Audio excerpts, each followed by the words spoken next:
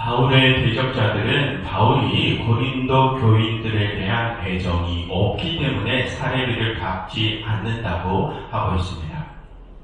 그래서 지난주에 바울은 반대로 자신이 고린도 교인들을 사랑하기 때문에 그들에게 사례비를 갚지 않았음을 밝혔죠. 예수 그리스도께서 우리를 사랑하셔서 값없이 구원의 은혜를 베푸셨기에 바울 자신도 사례비를 받지 않고 값없이 복음을 전함으로 그리스도의 사랑을 실천해 보여준 것이라고 했습니다. 그것이 지난주에 살펴본 바울이 사례를 받지 않는 이유였습니다. 그리고 오늘의 본문에서는 바울이 자신의 사도직을 변호하면서 왜 사례비, 재정 문제에 관한 말을 끌고 들어왔는지 그 이유를 밝힙니다. 여러분, 지난 10장부터 바울은 무엇을 한다고 했습니까? 자신의 사도직에 대한 변호를 시작한다고 했습니다. 그런데 바울은 11장에 들어와서 자신의 사도직에 대한 변호가 아니라 자신이 왜 사례비를 받지 않았는지 그런 재정 문제에 대한 말을 했었죠.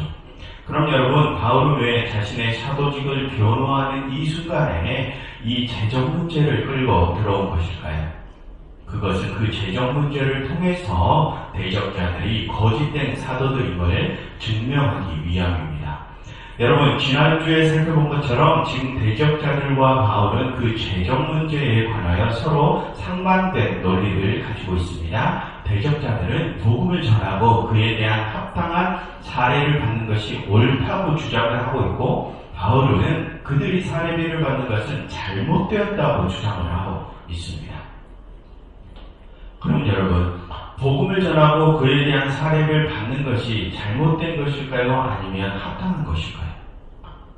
여러분, 기본적으로 그것은 잘못된 것이 아닙니다. 그것에 대하여는 지난주에 살펴보았죠. 예수님께서는 당신의 제자들을 파송하시면서 그들이 사례비를 받을 권리를 제정해 주셨다고 했습니다. 그리고 바울 자신도 복음 전파자들에게 그런 권리가 있음을 말했었고요. 그런데 여러분, 왜 지금은 대적자들이 고린도 교인들을 가르치고 그에 대한 대가를 받는 것이 잘못되었다고 바울이 말하는 것일까요? 그것에 대하여는 12절에 그 이유가 나와 있습니다. 12절, 그것은 기회를 찾는 자들이 그 자랑하는 일로 우리와 같이 인정받으려는 그 기회를 끊으려 함이라 라고 합니다. 여러분, 이게 무슨 말일까요?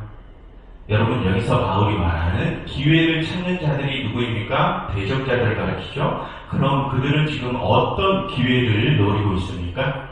고린도 교회에서 바울처럼 사도로 인정받기를 노리고 있습니다. 그럼 여러분, 그들은 그렇게 사도로 인정받아서 뭐를 하려고 하는 것일까요? 바울을 밀쳐내고 고린도 교회 위에 군림하려 합니다. 여러분, 나중에 살펴보겠지만 뒤에 20절을 보시면 지금 대적자들은 고린도 교인들을 종으로 삼고 그들에게 경제적인 착취를 하며 폭력까지 행사하고 있습니다. 그런데 그런 상황에서도 고린도 교인들은 그들을 받아들이고 있는 상황이죠. 즉, 지금 대적자들은 고린도 교회에서 사도로 인정받아 거기서 바울을 밀쳐내고 그들 위에 군림하려는 것이 최종 목적입니다. 그럼 여러분, 그들은 무엇으로 지금 고린도 교회에서 자신들의 사도성을 인정받아 가고 있습니까? 다시 12절을 보시면 그들은 지금 자신들을 자랑하는 일로 그것을 인정받아 가고 있습니다. 그래서 바울은 그들이 자기 자랑을 하는 그 모습을 지적하기 위해서 재정 문제를 끌고 들어온 것입니다. 여러분, 그들은 지금 자기 자랑을 하면서 무엇을 하고 있습니까? 고린도 교인들에게 많은 사례비를 받고 있죠.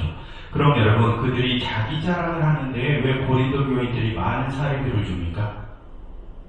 여러분, 지금도 마찬가지지만 당신은 자신들의 출신 성분이나 자신들이 가진 능력들, 그리고 유창한 설교 능력 등을 내세우는 이들이 사람들의 관심을 산다고 했습니다. 그럼으로써 사람들에게 더 많은 인기를 누리는 이들이 더 많은 사례비를 받는다고 했었죠. 그래서 자기 자랑을 잘하는 사람들이 자신의 몸값을 잘 올리는 사람이었습니다. 그래서 바울은 그들의 그런 자기 자랑의 모습을 지적하기 위해서 재정 문제를 끌고 들어왔던 것입니다. 그런데 여러분, 지난번에도 살펴보았지만 이 고린도 전 후서에는 그 대적자들이 어떠한 내용으로 복음을 전하는지 그 구체적인 내용에 대해서는 바울이 소개하지 않고 있습니다.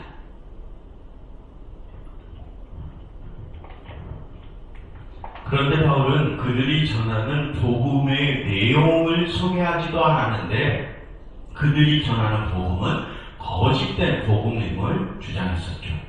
그것은 오늘 본문에서도 마찬가지입니다. 다음 13절과 14절을 보시면 바울은 그 대적자들을 거짓 사도, 속이는 일꾼, 자기를 그리스도의 사도로 가당한 자들이라고 단정 짓습니다. 거기서 그치는 것이 아니라 그들은 광명의 천사로 가장한 사탄의 일꾼들이라고까지 몰아세웁니다. 그럼 여러분, 왜 바울은 그들이 어떤 복음을 전하는지 그 내용에 대해서 밝히지도 않으면서 그들을 거짓 사도라고 단정 지으는 것일까요?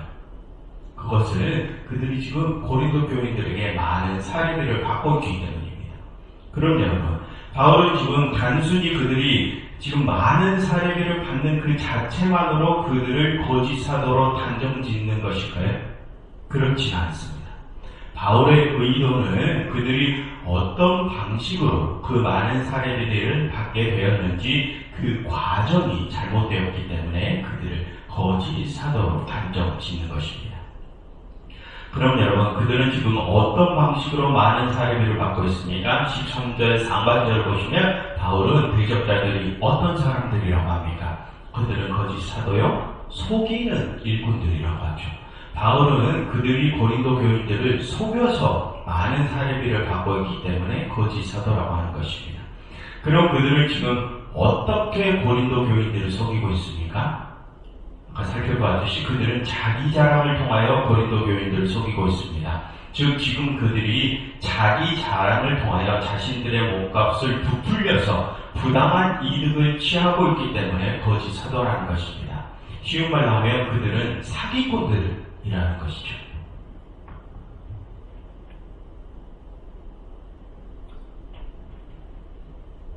그런데 여러분, 여기서 우리가 또 주목할 것이 있는데요. 그것은 바울이 지금 그 대적자들을 광명의 천사로 가장한 사탄이라고까지 표현한다는 것입니다. 여러분, 광명의 천사는 어떤 존재입니까? 선한 존재죠. 그래서 사람들이 따르고 싶어하는 존재입니다. 그런데 대적자들도 자신들을 그런 선한 존재로 가장했다고 하죠. 여러분, 이것은 우리 신앙인들에게 굉장히 중요한 사안입니다. 여러분, 2000년 전에 초대교회가 생기고서부터 지금까지 그 어떤 시대건 이단적 존재와 이단적 교회들이 존재했었죠. 그런데 중요한 것은 그 이단적 존재들도 사람들 눈에는 광명의 천사, 선한 존재로 보인다는 것입니다. 여러분, 여기서 우리가 생각해야 할 것은 신천지나 JMS 같은 그렇게 대놓고 나쁜 짓을 하는 이들만이 사이비 이단 집단이 아니라는 것입니다. 신천지나 JMS 같은 경우는 누가 보더라도 그냥 나쁜 집단들이죠. 하지만 지금 바울의 요청은 그렇게 대놓고 나쁜 짓을 하는 이들을 넘어섭니다. 그렇게 대놓고 나쁜 짓을 하는 이들이 아니라 지금 우리 교인들의 눈에 정말로 천사처럼 아주 선하게 보이는 그런 자들도 사탄의 일꾼들일 수 있음을 말하는 것입니다. 그럼 여러분, 우리는 그렇게 광명의 천사로 가장한 이들을 어떻게 분별할 수 있을까요? 그것에 대하여 바울이 뭐라고 하는지 15절을 보십시오. 사탄의 일꾼들이 감쪽같이 광명의 천사로 가장하는 것은 대단한 일이 아니라고 하죠. 하지만 그들은 결국 마지막 때에 그들의 정체가 탈로 날 것이라고 합니다. 그럼 어떻게 그들의 정체가 탈로 날 것이라고 합니까? 그들의 행위로 그들의 정체가 탈로 날 것이라고 합니다. 그럼 여러분, 그 광명의 천사로 가장한 사탄의 일꾼들은 지금 고린도 교회에서 어떤 행위를 하고 있습니까? 고린도 교인들을 속이고 있습니다. 그래서 자신들의 몸값을 올리고 있죠. 그럼 여러분, 여기서 바울이 대적자들을 지적하는 포인트가 무엇입니까? 그들이 많은 사례비를 받는다는 것이 포인트입니까? 아니면 그들이 고린도 교인들을 속인다는 것이 포인트입니까? 봐야 될 포인트는 그들이 단순히 사례비를 많이 받아서 그들이 거짓 사도인 것이 아니라 그들이 고린도 교인들을 속인다는 것입니다. 그래서 그것을 통하여 최종적으로 자신들의 이득을 챙긴다는 것이 잘못되었다는 것이죠. 그래서 바울은 말하는 것입니다. 결국 자신들의 이득을 위해 사람들을 속이는 자들은 다 거짓 사도들이라는 것입니다. 그들이 그 어떠한 참된 복음을 전한다고 하더라도 그들은 다 거짓 사도라는 것입니다. 여러분, 아까 말씀드렸듯이 바울은 그 대적자들이 어떤 내용의 복음을 전하는지에 대해서는 밝히지 않는다고 했습니다. 그런데도 바울은 대적자들을 거짓 사도들이라고 단정 지었죠. 그럼 여러분, 바울이 생각하기에 거짓 사도의 기준이 무엇입니까? 그들의 행동입니다. 사람을 속이는 그 행동이죠. 그렇다면 여러분, 왜 그 행동, 행위가 참 사도됨과 거짓 사도됨의 기준이 됩니까? 여러분, 우리 주 그리스도께서 이 세상에 오셔서 어떤 사역을 하셨습니까? 구원 사역을 하셨죠. 그런데 어떤 모습으로 세상을 구원하셨습니까? 낮은 자의 모습으로 구원하셨죠. 가장 높으신 분이 자신의 그 영광스러운 보좌를 버리시고 가장 낮은 곳으로 내려가셔서 다른 모든 이들을 높여주셨습니다. 자신을 가장 낮춤으로 우리를 가장 높은 보좌로 올려주셨죠. 그렇게 우리의 구원이 이루어진 것입니다. 여러분, 그렇게 우리 주님께서 낮아지심으로 이루신 구원을 세상에 알리는 것이 복음 전파이고, 그 사명을 감당하는 이들이 복음 전파자들, 즉 주의 사도들이죠. 그럼 그 복음을 전달하는 이들은 어떻게 그 복음을 전달해야 합니까? 예수 그리스도께서 그리하시는 것처럼 그 사도들도 자신을 낮추고 다른 이들을 높여줌으로써 주님께서 이루신 그 구원을 증명해 보여주어야 하죠. 그래서 바울은 사례비를 받지 않는 방법으로 자신을 낮춤을 증명해 보였던 것입니다. 그런데 지금 대적자들은 어떤 모습을 보이고 있습니까? 자신들을 낮추는 것이 아니라 오히려 자기 자랑을 통하여 자신들을 높이고 있죠. 예수님께서 구원을 이루셨던 모습과 정반대의 모습을 보이고 있습니다. 그래서 바울은 말하는 것입니다. 그렇게 주님과 정반대의 모습으로 사람들에게 복음을 전하는 그들은 거짓 사도들, 사탄의 일꾼들이라는 것입니다. 그렇듯 여러분, 광명의 천사와 사탄의 일꾼은 그들의 행위로 구분이 됩니다. 아무리 좋은 복음을 전한다고 할지라도 그 복음을 전달하는 자의 행위가 주님과 반대의 모습을 보이면 그는 사탄의 일꾼입니다. 여러분, 지금 이 시대에도 능력 있는 사역자들이 넘쳐나고 있습니다. 우리의 마음을 크게 요동시키는 설교자들도 넘쳐나고 사람들을 눈물 짓게 하는 찬양 사역자들도 넘쳐나죠. 그런데 여러분, 그렇게 사람들의 마음을 사로잡고 선한 모습을 하고 있는 이들 가운데서도 광명의 천사로 가장한 사탄의 일꾼이 있을 수 있다는 것을 우리는 생각해야 합니다.